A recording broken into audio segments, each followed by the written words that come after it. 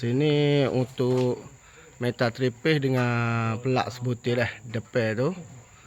Okey. Ni untuk kawasan DB box lah, DB box tripis lah. Parit 3 luah batai kita bubuh. Standby blok 01 untuk soket tu. Lepas tu lampu lah, lampu luar switch untuk ruang tamu dengan lampu luar dah. Lepas tu ni untuk TV Astro.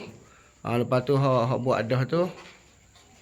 Lepas tu ni untuk TV lah, TV dengan Astro ruang keluarga. Pelak penambah situ 2 biji dengan switch lampu untuk kawasan ruang keluarga lah. Ni switch untuk lorong. Ni switch untuk lorong ni. Okey, ni untuk bilik 1 switch dengan soket lah. Tu untuk aircon dia buat dah. Ni bilik nombor 2 pun sama, soket dengan switch lampu hok kita buat tu. Lepas tu itulah aircon tu kita betul atas balik tu dah.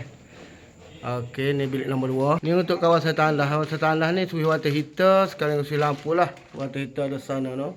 Ni untuk ruangan dapur, ni switch lampu. Ni pelak hok penambah tu. Dengan pelak penambah asal lah kita betul balik atas tu. Lepas tu ni untuk soket. Ni kita tanam dah soket untuk dekat ni lah. Dekat bilik air untuk bersih basuh. Ni untuk DB box tu. Okey, itu saja.